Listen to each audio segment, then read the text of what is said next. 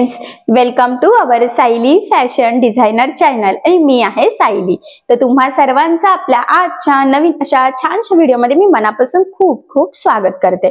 तर बघा, मग आज मी तुम्हाला सांगणार आहे की जर एकाच कस्टमरचे जर का खूप सारे ब्लाउज असतील तर ते कशा पद्धतीने कटिंग केले गेले पाहिजे। कारण आता कसं असतं, ज्यावेळेस सण वगैरे असतो किंवा कोणाच्या घरी फंक्शन लग्न असं काहीतरी असतं, तेव्हा एकाच कस्टमरचे आपल्याला 4 ते 5 ब्लाउज येत असतात आणि एकाच मापाचे असतात। सो अशा वेळेस आपल्याला कमीत कमी टाइम मध्ये कटिंग कशी करावी, सोबतच ब्लाउज कसे कट केले गेले पाहिजे, तर हे समजत नसतं आणि एकच माप असतं, त्यामुळे आपल्याला असं वाटतं की कमीत कमी टाइम मध्ये कटिंग व्हावे। सो आज मी तुम्हाला एकाच कस्टमरचे जर जास्त ब्लाउज असतील म्हणजे 5-6 वगैरे 3-4 असं, तर कशा पद्धतीने कटिंग करावी तेही कमीत कमी टाइम मध्ये त्याचं टाइम कसं मॅनेज करावं हे सगळं सांगणार आहे। आणि स्टिचिंग करताना म्हणजे शिवताना सुद्धा कुठल्या गोष्टी फॉलो कराव्यात जेणेकरून कमीत कमी टाइम मध्ये पटपट असे आपले ब्लाउज स्टिच होतील। सो आज मी तुम्हाला फायनली एका कस्टमरचे जर जास्त ब्लाउज असतील तर कशी कटिंग करावी यासाठीचा टाइम मॅनेजमेंट सांगणार आहे। सो तुम्ही आपला आजचा हा व्हिडिओ स्किप न करता पूर्ण नक्की बघा, जेणेकरून तुम्हाला सुद्धा जर का तुमच्याकडे बाय चान्स असे छान छान कस्टमरचे जास्त ब्लाउज आले तर ते कशा पद्धतीने कटिंग करायचं तर हे सहजच लक्षात येईल। ठीक आहे, सो चला मग आता वेळ न घालवता आपण आपल्या आजच्या महत्त्वाच्या अशा टॉपिकला सुरुवात करूयात। हे बघा, हे माझ्याकडे आलेले ब्लाउज आहे आणि मी त्यासाठी मॅचिंग अस्तर सुद्धा घेतलेला आहे। तर वन बाय वन मी तुम्हाला ब्लाउज पीस कसे आहेत ते दाखवते, जेणेकरून तुम्हाला अंदाज येईल आणि मग मलाही तुम्हाला कसं कटिंग करावे ते सांगता येईल। पहिला ब्लाउज आहे, छोटे काट आहे। त्यानंतर बघा हा दुसरा ब्लाउज आहे, बरेचसे मोठे काट आहे त्याचे। त्यानंतर बघा हा तिसरा ब्लाउज आहे, तर त्याचे पण बऱ्यापैकी मोठेच काट आहे। त्यानंतर बघा हा आहे, तर ॲक्च्युली याचं कसं आहे, आता एक साईडला मोठा काट आहे, हे बघा तुम्हाला दाखवते, आणि एक साईडला आहे छोटा। ठीक आहे, तर मग हा कटिंग करताना पण काही गोष्टींची काळजी घेतली गेली पाहिजे, ते पण मी तुम्हाला सांगते। त्यामुळेच मग मी आधी तुम्हाला ब्लाउज पीस दाखवून घेते, जेणेकरून तुम्हाला सुद्धा ती आयडिया येईल। त्यानंतर बघा हे ब्रॉड काट आहे आणि दोन्ही पण साईडला आहे। ठीक आहे, तर एक साईडचे तर आपण स्लीव्हजला घेऊयात, एक साईडचे बॅक नेकला डिझाईन करण्यासाठी घेणार आहोत। ठीक आहे, तर बघा हे अशा पद्धतीचे हे ब्लाउज पीस आहेत आणि अजूनही आहेत, थांबा मी तुम्हाला दाखवते। हे बघा अजून हे दोन आहे, ॲक्च्युली रेड कलरचे तर बरेच आहेत। तर बघा हा आहे, त्यानंतर बघा हा आहे, त्यातला त्यांनी मला मॅचिंग कपडा सुद्धा दिलेला आहे साडीचं डिझाईन बनवण्यासाठी। तर अशा पद्धतीचे बघा हे बरेचसे ब्लाउज आलेले आहेत, काउंट करू 3 4 5 6 7। ठीक आहे, 7-8 तर जवळजवळ हे ब्लाउज आहेतच। तर आता बघा त्याला मॅचिंग असं मी अस्तर सुद्धा घेतलेलं आहे, त्याच्या मोठ्या स्लीव्ज आहेत। मार्जिन पण त्यांना खूप जास्त हवी आहे, त्यामुळे मग मी हे जे काही सगळे अस्तर आहेत ते 1-1 मीटरचे घेतलेले आहे। ठीक आहे, तर आता सगळ्यात महत्त्वाचा प्रश्न की तुम्ही सुरुवात कुठून करायची, तर पहिली गोष्ट आहे सुरुवात करायची कटिंगपासून। कशाची कटिंग, जो तुमचा असेल कटोरी असेल, 4 टक्स असेल, प्रिन्सेस असेल, तर त्याचं सगळ्यात आधी एक पॅटर्न काढून घ्यायचं आहे, ते पण पेपरवर। ठीक आहे, तर मी पण ही जी काही साईज आहे त्याची एक कटिंग पेपरवर पॅटर्न काढून घेतलेला आहे, हे बघा। ठीक आहे, तर आता हे बघा कटोरी आहे, साईड पार्ट, क्रॉस पट्टी आहे, त्यानंतर बॅक पार्ट आणि स्लीव्ज, ही पूर्ण पेपर कटिंग मी करून घेतलेली आहे। तर तुम्ही सुद्धा तेच करायचं, जो तुमचा ब्लाउज असेल त्याचा आधी एक पेपर कटिंगचं पॅटर्न काढून घ्यायचं आहे।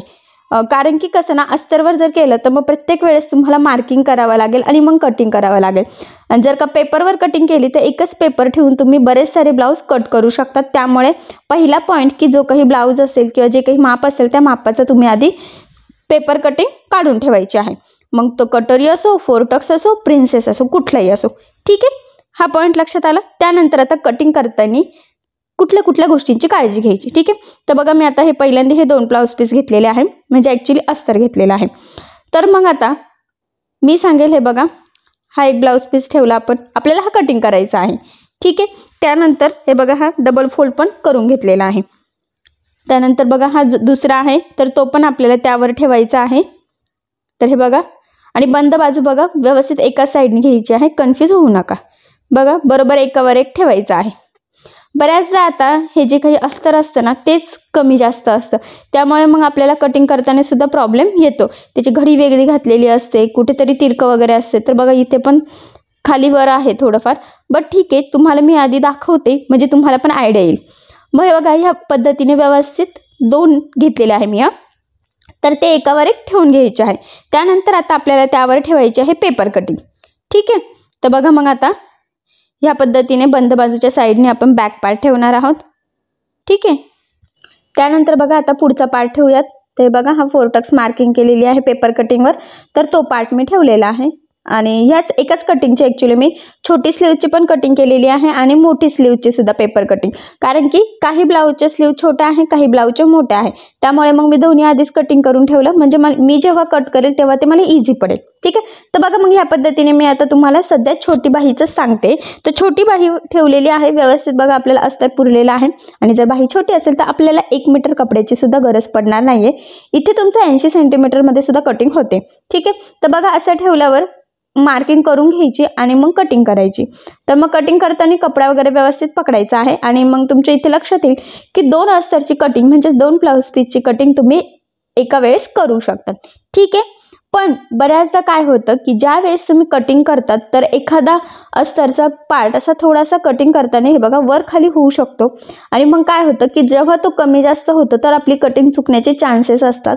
मग आपल्याला हे 2 ब्लाऊज पीस सोबतच कटिंग करण्यासाठी खूप काळजीपूर्वक व्यवस्थित पकडून कटिंग करावी लागते, कारण की कट करता करता कपडा हलण्याचे चान्सेस असतात आणि कपडा हलला तर मग तो कमी जास्त किंवा मुंढ्याचा आकार पण चेंज होऊ शकतो. त्यामुळे मी तर शक्यतो तुम्हाला सांगेल की जर तुमच्याकडे टाईम असेल 5 ते 10 मिनिटच लागतील तुम्हाला. मेन पॉईंट तर हा आहे की तुम्ही पेपर कटिंगचं पॅटर्न काढून ठेवायचं, म्हणजे ते पॅटर्न ठेवून तुम्ही ब्लाऊज पीस अस्तर कट करू शकतात. ठीक आहे. 2 ब्लाऊज सोबतच कट केले पाहिजे असं काही नाही. एक ब्लाऊज कटिंगला तुम्हाला किती टाईम लागणार, जास्तीत जास्त 5 ते 10 मिनिट, कारण की तुम्हाला फक्त पेपर कटिंग रेडी आहे तीच ठेवून कट करायचं आहे. त्यामुळे शक्यतो एकच ब्लाऊज एका वेळेस कट करा. मेन पॉईंट आहे की तुम्ही जे काही तुमची पेपर कटिंग आहे ती कट करून ठेवा, जेणेकरून तुम्हाला हे काम जरा सोपं जाईल. पण तुमच्याकडे खूप गडबड असेल तर तुम्ही 2 ब्लाऊज एका वेळेस कट करू शकतात, पण 2 पेक्षा जास्त करू नका. ठीक आहे. हा पॉईंट झाला अस्तर बाबतीत. आता मला सांगा, ठीक आहे, तुम्ही अस्तर कटिंग केलेली आहे 2 ब्लाऊजची सोबतच, पण ती अस्तरची कटिंग ठेवून तुम्हाला ब्लाऊज पीस सोबत कट करता येईल का? हा खूप मोठा प्रश्न आहे, कारण की प्रत्येक ब्लाऊज हा वेगवेगळा असतो. आता इथे बघा, माझ्याकडे काठाचेच ब्लाऊज आहे. मी एक्झाम्पलला हे 2 तुम्हाला दाखवते. तर बघा, याच्या दोन्ही साईडला काठ आहेत. तर आपण एक जो काही काठ आहे तो बाहीसाठी घेणार आहोत आणि जो काही दुसरा काठ आहे तर तो आपण स्लीवसाठी यूज करणार आहोत. तर बघा, आता याची ह्या पद्धतीने आपल्याला घडी करावी लागेल. यामध्ये तरी पण बाही बसणार नाहीये, मग आपल्याला बाहीला जॉईंट द्यावा लागेल. आणि बघा, अशा पद्धतीने आपण घडी करू शकत नाही, कारण की एका साईडचा काठ हा मोठा आहे आणि एका साईडचा छोटा आहे. तर हा प्रॉब्लेम आहे या ब्लाऊजसाठी. दुसऱ्या ब्लाऊजचं मी तुम्हाला एक्झाम्पल देते. तर जो काही बघा, आता हा दुसरा ब्लाऊज आहे. तर याच्या हे बघा, हा पण एक दाखवते तुम्हाला. तर याचे पण काठ एक साईडचे छोटे आहे, एक साईडचे मोठे आहे. त्यामुळे याची पण काय करावं लागेल, आधी आपल्याला सरळ ठेवून बाही कट करावी लागेल. त्या बाही कमी पडेल, मग त्या बाहीला आपल्याला जॉईंट द्यावा लागेल, कारण की दुसऱ्या साईडचा काठ हा छोटा आहे. तर हा वेगवेगळे प्रॉब्लेम वेगवेगळ्या ब्लाऊजसाठी असू शकतात. त्यामुळे आपण हे 2 ब्लाऊज एकावर एक ठेवून कटिंग करू शकत नाही, कारण की आपल्याला कटिंगनुसार त्या स्लीव्सनुसार किंवा ज्या काही बॅकनेक आहे त्यानुसार हे काठ ॲडजस्ट करायचे आहे. त्यामुळे आपण कमीत कमी 2 ब्लाऊजच्या अस्तर सोबत कट करू शकतो, पण ते अस्तर ठेवून 2 ब्लाऊज पीस कटिंग करू शकत नाही. आता हे झालं काठपदर ब्लाऊजचं. सपोज तुमच्याकडे साधा ब्लाऊज असेल, पण त्या साध्या ब्लाऊजला लेस तर असतेच ना, मग ती लेस पण आधी काढावं लागते. कधीतरी त्याच्यावर वर्क असतं, प्रिंट केलेलं असतं, मग ते प्रिंट व्यवस्थित लाईनमध्ये घ्यावं लागतं. तर ह्या बऱ्याच साऱ्या गोष्टी असतात. त्यामुळे शक्यतो तुम्ही एका वेळेस एकच ब्लाऊज कट करायचा आहे.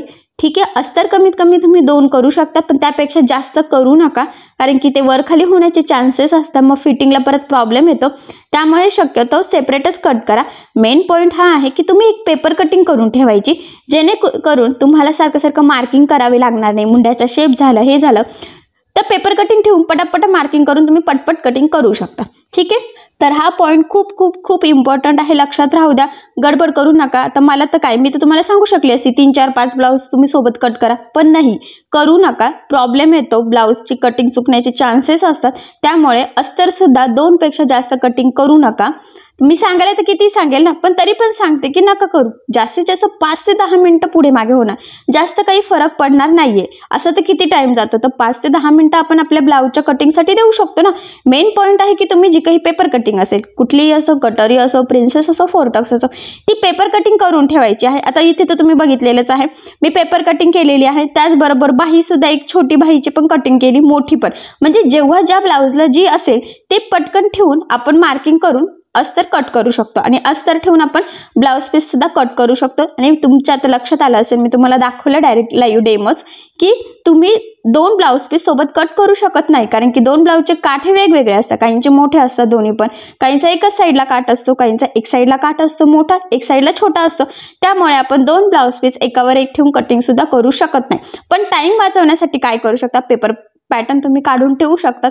पटापट एकाच वेळेस 2-3 ब्लाऊज मार्किंग करून पटापट कट करून ठेवू शकतात आणि मग एकदा मशीनवर बसले की पटपट पटपट मग फक्त ब्लाऊज शिवायचं, परत कटिंगला हात लावायचा नाही। हा महत्त्वाचा पॉईंट आहे, तर हा तुम्ही फॉलो करायचा। पहिले पेपर कटिंग करून ठेवायची। कटिंग करताना तुमच्याकडे किती 5 ब्लाऊज असेल कस्टमरचे, ते पटापट एक झाले की एक अस्तरची पटापट आधी मार्किंग करायची, सगळे अस्तरची आधी करायची। त्यानंतर ते अस्तर ठेवून ब्लाऊज पीस पटापट कसं तुमचं ॲडजस्ट होतंय, काठ कुठे कसं, काठ नसेल तर लेस वगैरे किंवा जे काही प्रिंट असेल ब्लाऊजला ते जसं जसं मॅच होत असेल तसं तसं ठेवायचं आणि कटिंग करून एकात एक घडी घालून व्यवस्थित ठेवायचं। प्रत्येक ब्लाऊजची कटिंग ही वेगवेगळी ठेवून द्यायची। तुमच्याकडे एखादा टेबल वगैरे तर असतोच, मशीनचं काम करतात म्हणजे एक जागा असते स्पेसिफिक की तिथे तुम्ही ब्लाऊज वगैरे ठेवतात, तर बरोबर तिथेच उरलेला कपडा सुद्धा त्यातच घालून ठेवायचा।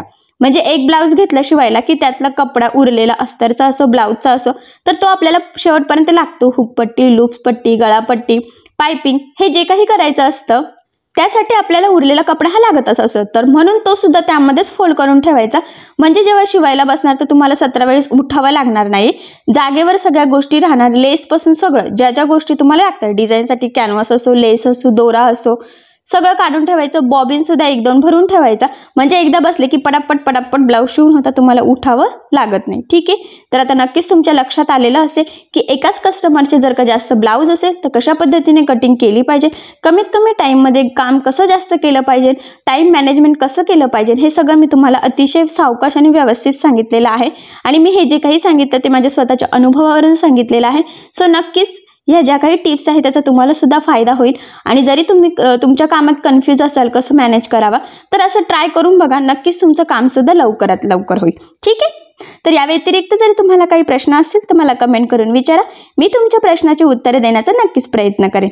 तर तुम्हाला आपला आजचा व्हिडिओ कसा वाटला हे मला कमेंट करून नक्की कळवा।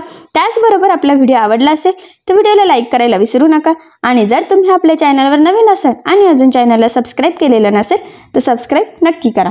आणि ज्या वेळेस तुम्ही सबस्क्राईब करा त्यावेळेस त्यासमोरील बेल आयकॉन हे नक्की प्रेस करा।